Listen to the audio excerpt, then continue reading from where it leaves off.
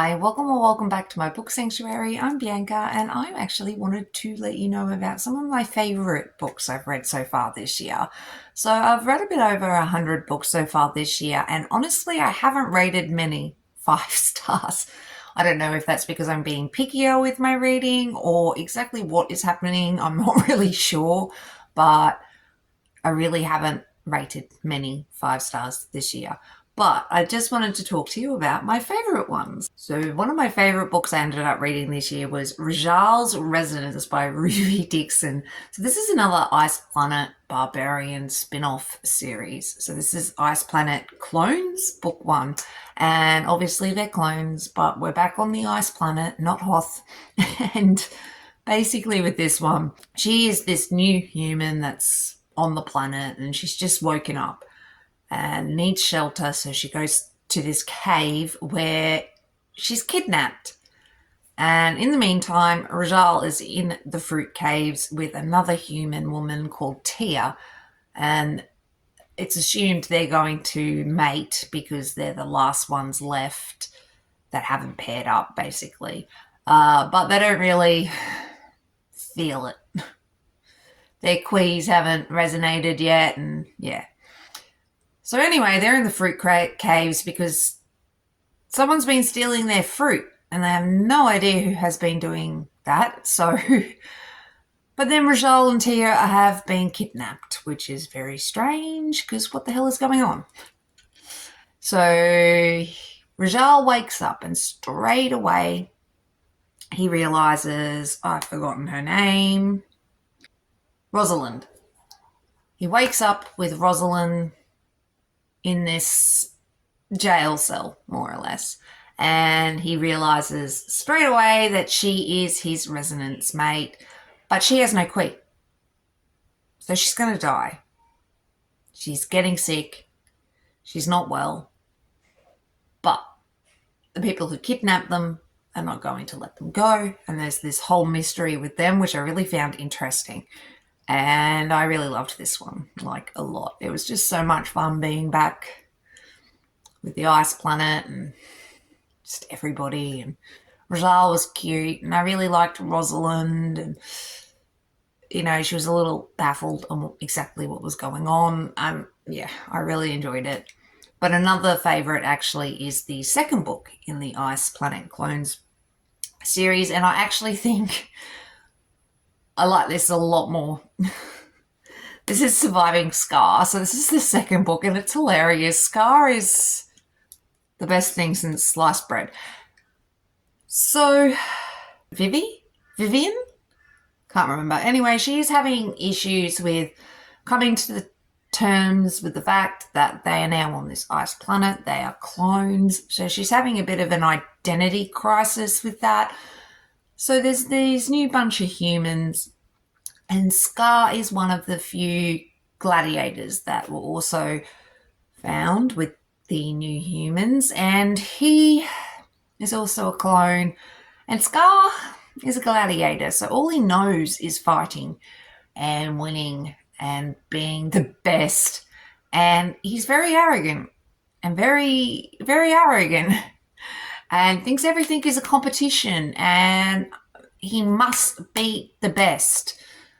And he's like this lizardy sort of hybrid, if I remember correctly. But anyway, he doesn't deal with the cold that well, but he won't tell anybody that. And I really, really liked him and Vivi. Like, Vivi is just like, oh my God, I've been stuck with this thing. With Scar, really? She just wants to be left alone. Scar wants to showboat and be the center of attention and want everybody to know he is the best. And I just love their dynamic. It was really, really cute. Like, really cute. And yeah, I just loved the whole thing. It was fantastic. So I really recommend that one, actually. But I also wanted to mention Last Light by Claire Kent. So this is an apocalyptic sort of story, and I really liked this. It was a bit intriguing. So the world ended due to a comet about 4 years ago, and she has been surviving ever since, but now needs to leave her town for the safety of another settlement town. I I think it's called Fort Knox, if I remember correctly. I think that's where they were going, but whatever. And she finds a motorbike, but Travis finds her as well. And Travis was the local mechanic in her town, so they kind of know each other, but he's a bit older than her, a lot older than her. If it wasn't for the situation they're put in, they probably wouldn't be forced to be together. So she and Travis end up traveling together because something happens and they need to get to Fort Knox as quickly as possible. And so they agreed to stay together. And she realizes quite quickly she kind of needs a man to help protect her. And I know how that sounds, but it's just the truth. She needs a strong man to help her. And she and Travis agree to travel together, and they start up a relationship, a sexual relationship. And it's, I really liked this. And then obviously they catch up with some other people, and Travis was kind of going to Fort Knox to also make sure that his ex-wife or his previous wife was still okay. And so with the whole situation is kind of like, are they staying together because of just circumstances, or do they really have feelings for each other, or what do they really want to do here? And I really liked this one a lot as well. I really recommend it. Pretty sure it's actually a prequel as the start of the series or something like that. Claire Kent has a fair few books in an apocalyptic sort of stories. So yeah, I do want to get into the rest of the series as quickly as possible, but we'll see what happens. Then I wanted to mention With Weakside by S.J. Sylvie. I'm not really sure how to pronounce her name, and I apologise, but this is a Bexley U book. And I like this. This is a fake dating situation, and Theo is, the NHL star, and he's, the big boy, and everybody loves him and whatnot.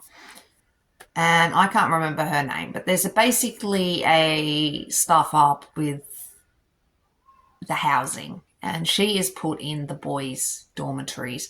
And so now she's sharing a room with Theo. And they also agree to fake date because she has an ex-boyfriend that's an idiot, and he has puck bunnies all over him, and he doesn't want that. And they're living together, and feelings are developing, and it's really sweet. It's just a sweet story, and it's ice hockey, so I love ice hockey. And yeah, it was heaps of fun. Very sweet. Did I mention that? And then I wanted to mention Butcher and Blackbird. This is another favourite for this year so far. I really, really highly recommend the audiobook for this one. It's brilliant. It's just absolutely brilliant. Both the narrators just do a fantastic job, and just the way it's done, I really enjoy it. This is nuts. This is a serial killer romance comedy story. But she is kind of in the pickle. She's in this jail cell after she murdered somebody, and now she's stuck. And then I believe his name is Rowan. Yeah, Rowan shows up and he helps her get out. And they're both serial killers that kind of take out like the bad guys in the serial killer realm and things like that. But it's just really funny. I loved this. I loved the ending. I tried to explain the ending scene to my husband, and he looked at me like I was the strangest thing he'd ever seen. Eyeballs. He just didn't understand the eyeballs. Yeah. It was, I loved it. And so I'm not explaining any of this whatsoever, but Rowan and Sloane sort of start up this competition where they hunt other serial killers and whatnot. Shenanigans happen when they get in these competitions, and a lot of weird shit happens. But over time they start sort of developing feelings for each other and wanting to go further, but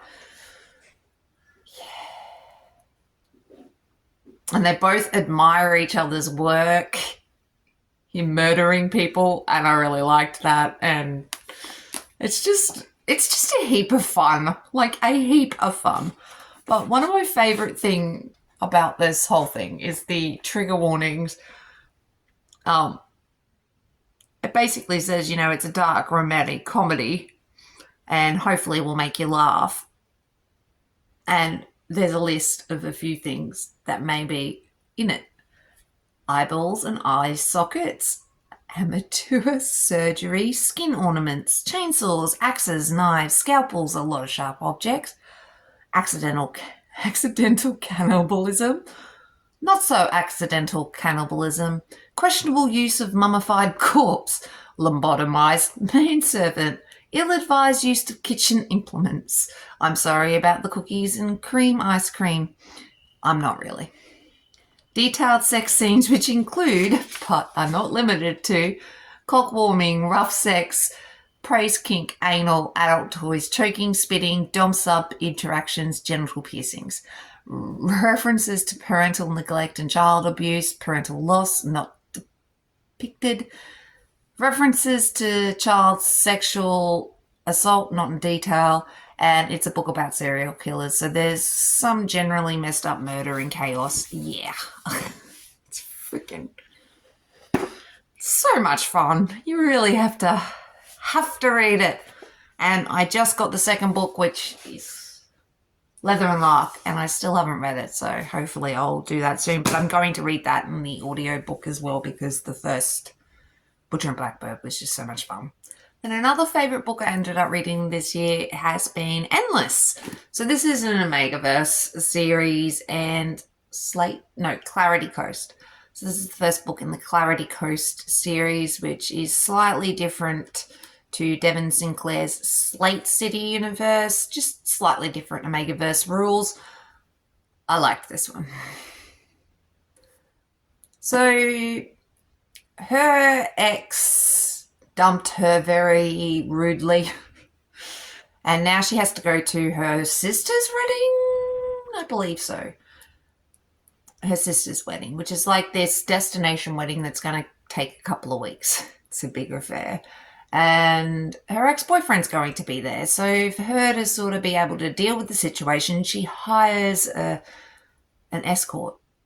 Well, she hires a pack of escorts and is out to pretend that they're her new mates, partners. And the moment these escorts meet her, they realise she is their scent match, is their fated mate, is their, their whole universe.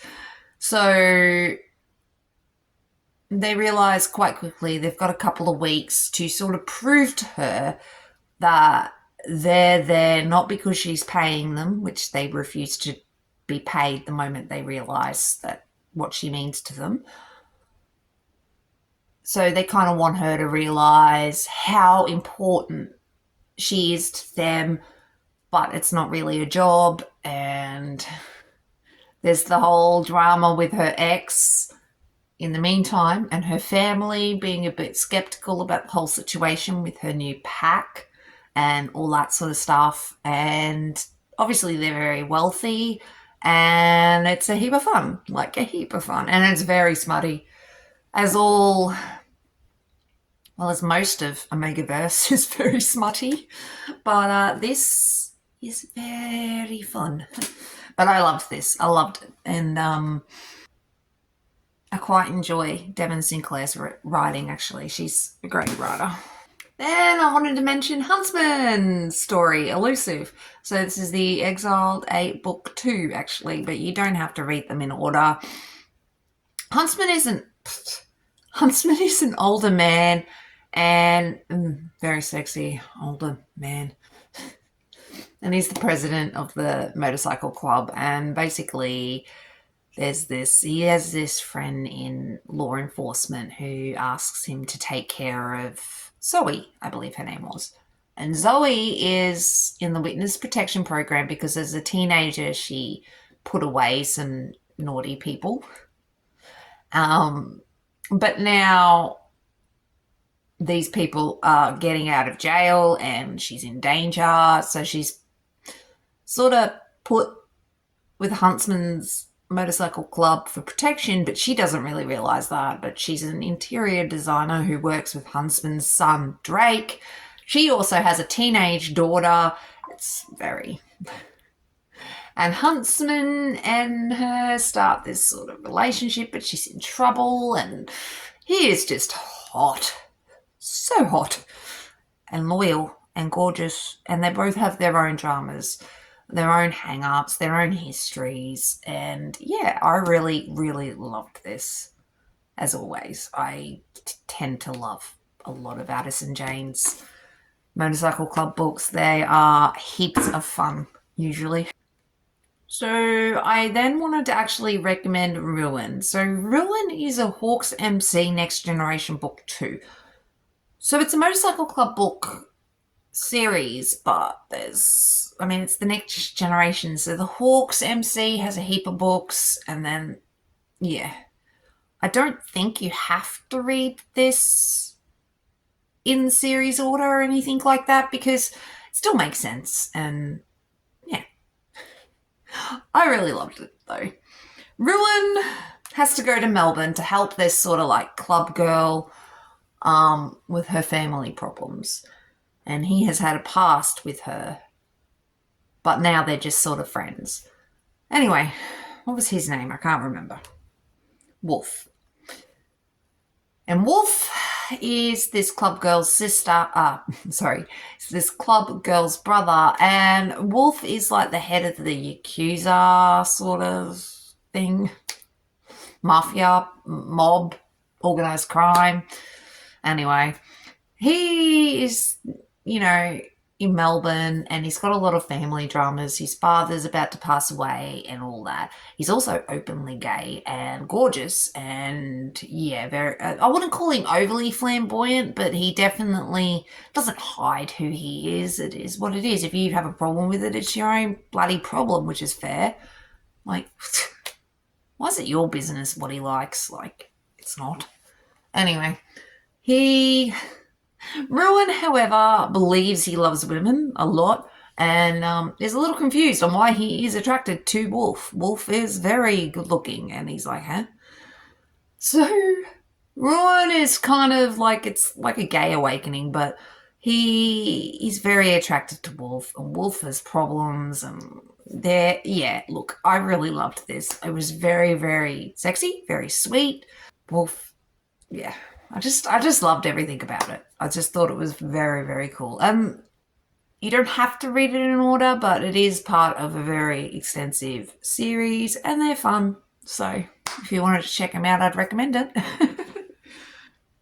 But that's kind of all the standout books that I've read so far this year. I really am not sure if it's my mood or not, but this year I've read a high quantity of books. I just don't think a lot of them I am obsessing about. Whether that is my mood or not, I'm not really sure.